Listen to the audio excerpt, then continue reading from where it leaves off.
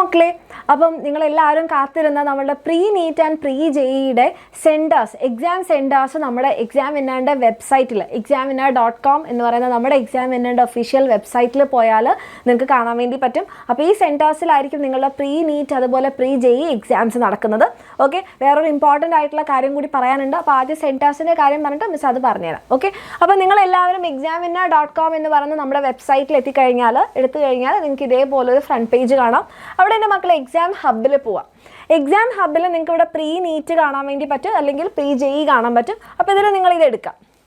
Okay, ഇതിലേക്ക് നിങ്ങൾ വന്നു കഴിഞ്ഞാൽ ഇത് താഴോട്ട് നിങ്ങൾ പോയി കഴിഞ്ഞാൽ ഇവിടെ നമുക്ക് പ്രീ നീറ്റ് +1 സിലബസ്, അതുപോലെ പ്രീ നീറ്റ് +2 സ്റ്റുഡൻറ്റ് സിലബസ്, അതുപോലെ തന്നെ എക്സാം സെൻറ്റേഴ്സ് കാണാം. അപ്പോൾ ഇവിടെ പ്രീ നീറ്റിൻ്റെയും പ്രീ JEEയുടെയും എക്സാം സെൻറ്റേഴ്സ് ഉണ്ട്.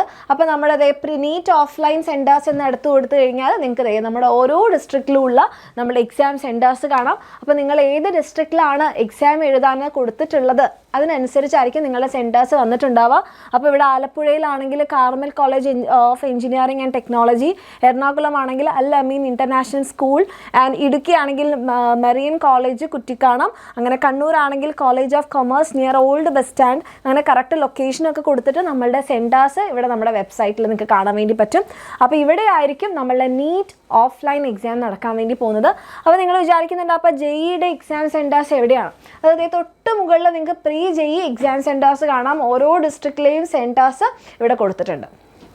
ഓക്കെ, അപ്പോൾ എൻ്റെ മക്കളെല്ലാവരും ഇപ്പോൾ തന്നെ നിങ്ങൾ പ്രീ നീറ്റ് അതുപോലെ പ്രീ JEEക്ക് നിങ്ങൾക്ക് ആഗ്രഹമുണ്ട്, രജിസ്റ്റർ ചെയ്തിട്ടില്ലെങ്കിൽ നിങ്ങൾക്ക് എല്ലാവർക്കും അറിയാം ഓഗസ്റ്റ് 30 വരെ എക്സ്റ്റെൻഡ് ചെയ്തിട്ട് പെട്ടെന്ന് നമ്മൾ രജിസ്ട്രേഷൻ ചെയ്യാം.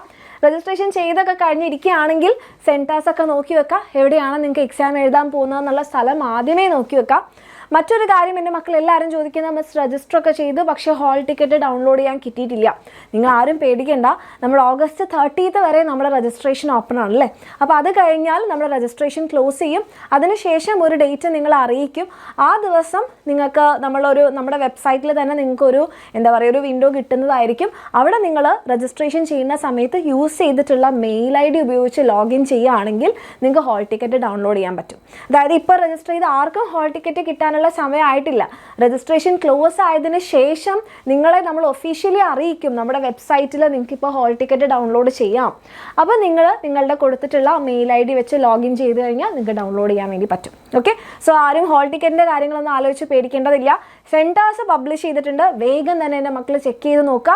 ഓക്കെ, സോ examwinner.comൽ പോവുക, എക്സാം ഹബ്ബിൽ പോവുക. പ്രീ നീറ്റ് പ്രീ JEEയിലേക്ക് പോയി കഴിഞ്ഞാൽ ഇവിടെ നിങ്ങൾക്ക് ഏറ്റവും ലാസ്റ്റായിട്ട് പ്രീ നീറ്റ് അതുപോലെ തന്നെ പ്രീ JEE സെൻറ്റേഴ്സ് കാണാം. ഓക്കെ, ഇതുമായിട്ട് റിലേറ്റഡ് ആയിട്ടുള്ള എന്തെങ്കിലും സംശയങ്ങളുണ്ടെങ്കിൽ കമൻറ്റ് ചെയ്യാം. ഓക്കെ.